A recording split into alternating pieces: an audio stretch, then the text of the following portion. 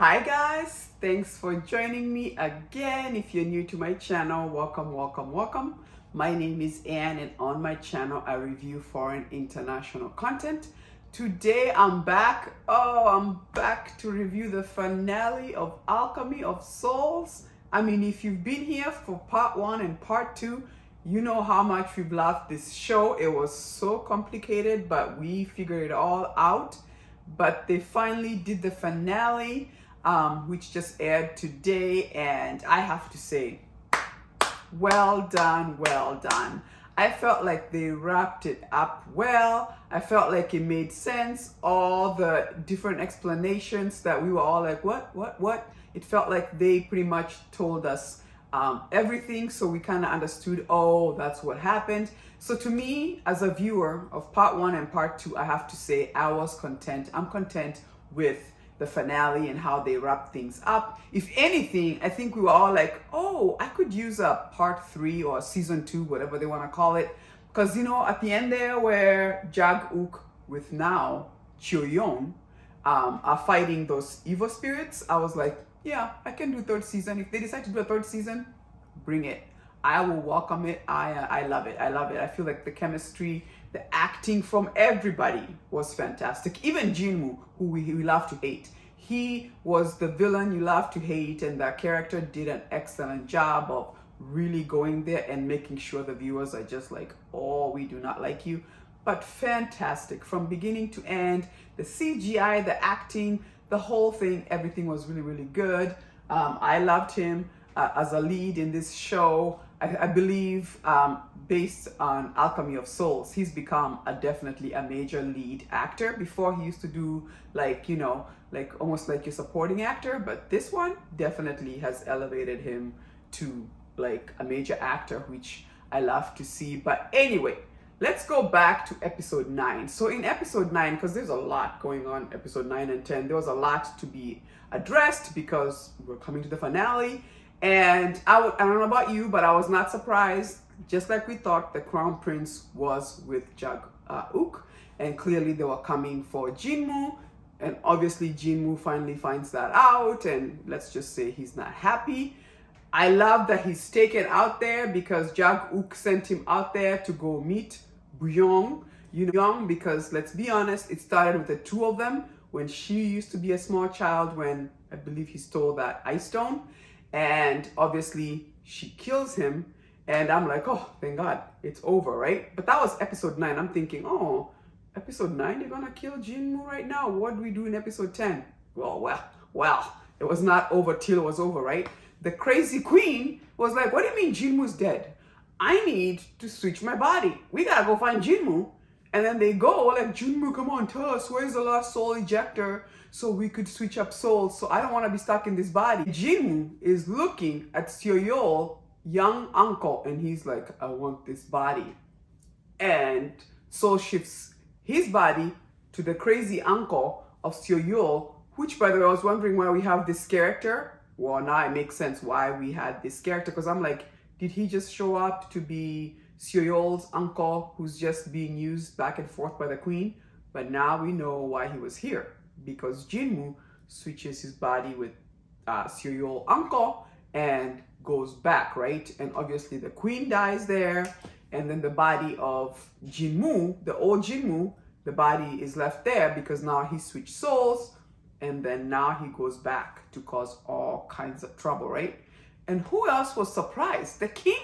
The king and the whole assembly were in on it with Jinwoo? I was like, oh, he's been sitting there acting all innocent, but this whole time, all these people are together with Jinwoo. So now it becomes the responsibility of Jag-uk. We got Lady Jin, we got Park Jin, maid servant Kim, all of them, Seo-yeol, Danggu, all of them now have to come and fight. And the Crown Prince, don't forget the Crown Prince now has joined them. They have to go now fight the assembly, and Jinwoo and the king are in there. And then the king proceeds to tell the Crown Prince, no, you're not going to be my heir. Like, he strips him off of his royalhood, if you will. I was like, wow, this king was, the whole time, he's really been wanting powers. And you know it's because he always knew he was not the rightful king for the throne, right? Because remember, he was always worried that there was somebody else who was supposed to be king and not him, which is true, which we know it was Jag-uk, because Jag-kung, his dad, switched soul with the king, and that's how Jag-uk became the son, because the king slept with his mother, and so technically speaking, Jag-uk was the king's son, right? So the king always worried that there was going to be another heir. They knew there was the king's star was seen when that happened. So there was always that fear. And even the crown prince did remind his father of that, right? So that was interesting to see. And then obviously it was interesting, by the way, especially when Master Lee was explaining Naksuk. Like all the 4 names of all the people in this body was fascinating. So first of all, she used to be Choyon, right? Which would be the shadow, right? Because Jag-uk would be the light. And that's why part 2 is called Light and Shadow, right? So I thought that was interesting. And remember, she was the daughter of Jag-khan's best friend, right? When she was first born. And then obviously, once Jinmu found out about the power stuff, he made him go wild. And that's why we ended up with Naksuk, because she was considered an assassin. But when you think about it, she was trying to avenge her dad's death, right? So it became Naksuk. And then who was also Buyong, because Jinmu got the ice stone from Buyong, right? Who used to be Choyo.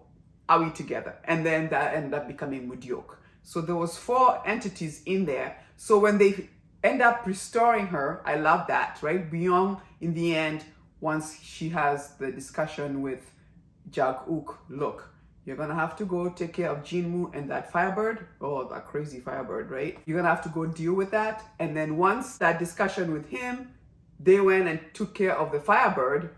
She went back, and I love that Buyong went back and said to Choyon, it was you who was the original. And I love that she restored her back and then sent her back to Jag-uk. So that was nice to see, because remember, Master Lee married them. Oh, what a beautiful scene was that when they got married. And then I thought, oh my gosh, they're gonna get married and then she's gonna die. So I was so grateful that Buyong, once she was done with her work, she went back and was like, no, I need to step down. You need to wake up, and I need you to go back to your rightful position. You are the original, right? So I totally love that.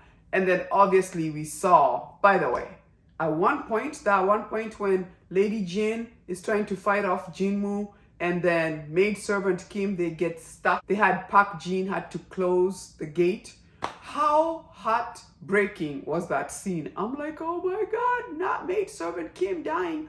I love her so much. And not Lady Jin, now that she's come to the right side, she's trying to do the right thing, they're gonna kill her. And then Park Jin goes to confront Jinmu and gets killed about the firebird. I was like, no, this cannot be the ending. I do not want to see everybody dying.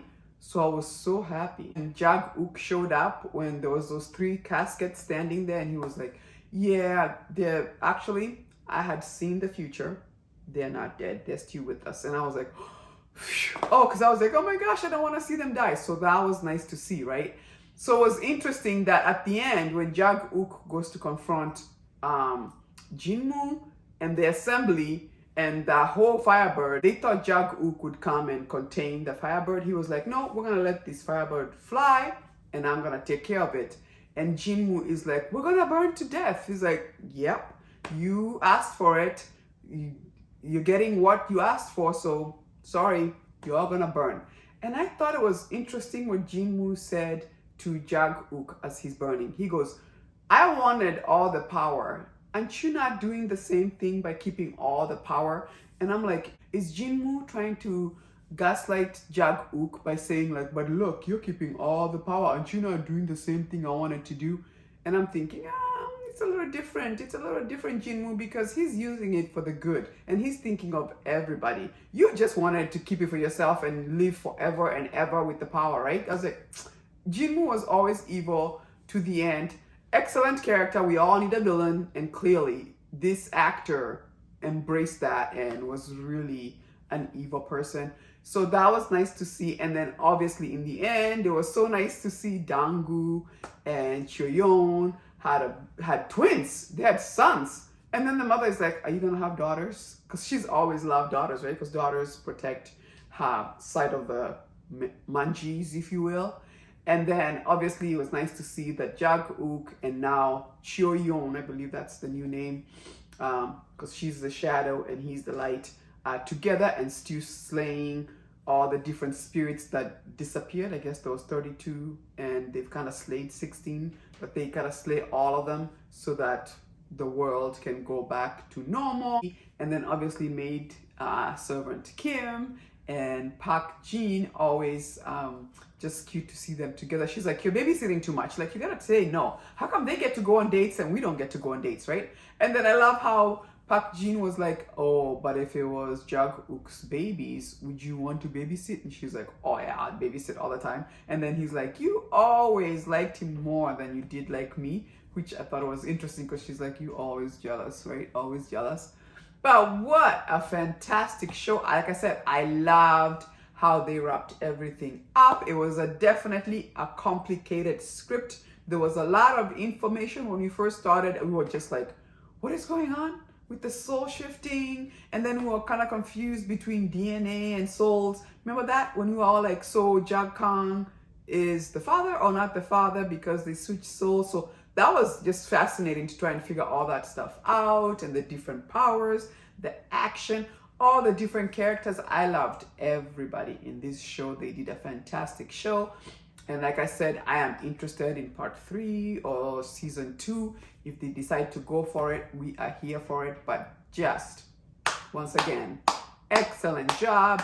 We definitely enjoyed this very much. Let me know in your comment section, what did you think of the finale? What did you think about the whole, part 1, part 2 of Alchemy of Souls? I'm gonna miss it. Oh my gosh, what are we gonna watch now, right? Like, oh, Saturday and Sundays has always been Alchemy of Souls, but there's new shows coming up, so please join me. Also, I'm watching Trolley. That's Mondays and Tuesdays. We also have Love Interest. That's usually Wednesdays and Thursdays.